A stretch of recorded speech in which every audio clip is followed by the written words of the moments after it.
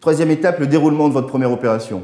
Pour débuter, il faut chercher à s'entourer d'une équipe de maîtrise d'œuvre qui soit avant tout motivée. Traîner des réticents dans une première opération BIM peut complètement saboter votre démarche avant même de l'avoir commencé.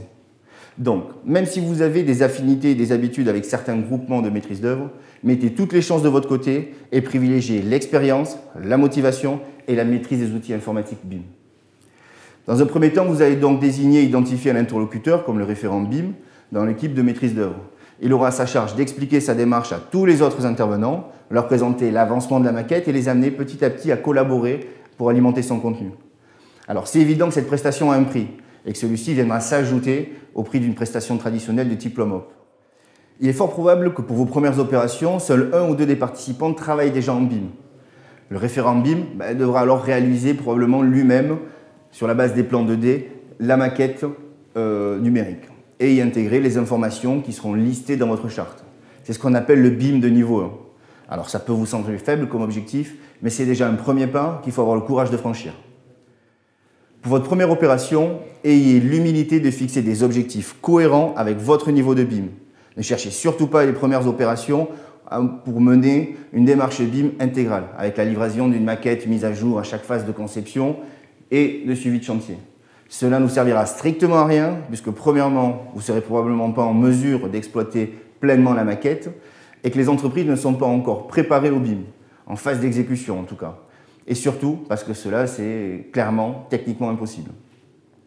Donc, allez-y pas à pas. Pour vos premières opérations, exigez simplement une première maquette BIM mise à jour au stade pro et une deuxième maquette mise à jour en stade DOE, c'est-à-dire à la livraison du chantier. Pour votre première opération, cette démarche BIM doit se faire en parallèle du processus normal de conception, sur la base des 2D. Néanmoins, vous devez veiller à ce que le protocole d'échange BIM soit mis en place dès cette première opération, c'est-à-dire mise en place d'une plateforme d'échange qui est normalement prévue pour échanger autour d'une maquette BIM. Celle-ci pourra vous servir pour les échanges de maquettes, mais aussi pour les échanges de documents 2D ou des autres documents traditionnels. C'est ce qui vous permettra de vous familiariser les intervenants à ce mode de fonctionnement. Alors, petit aparté, dans le cadre du plan national de transition numérique du bâtiment, l'État vient de créer et de mettre à disposition une plateforme d'échange gratuite, accessible à tous, qui permet de développer l'utilisation du BIM. Vous pouvez donc commencer par là. Puis, les réunions spécifiques BIM devront se faire en aparté des réunions traditionnelles, de conception et, si possible, à la suite. Elles peuvent avoir lieu à fréquence variable, mais le mieux reste quand même de se fixer des présentations toutes les 3 ou 4 réunions de conception. Les réunions auront pour objectif de montrer la maquette, initier des discussions. Elle servira surtout de support et d'exemple pour la synthèse et croiser certains lots techniques, entre autres. Mais elle aura pour avantage de familiariser tous les intervenants à sa pertinence et à sa simplicité d'utilisation. Au fur et à mesure de l'avancement de la maquette, vous, maître d'ouvrage, vous devrez également présenter cette maquette à vos services de gestion du patrimoine, afin qu'ils se l'approprient et qu'ils émettent leurs remarques.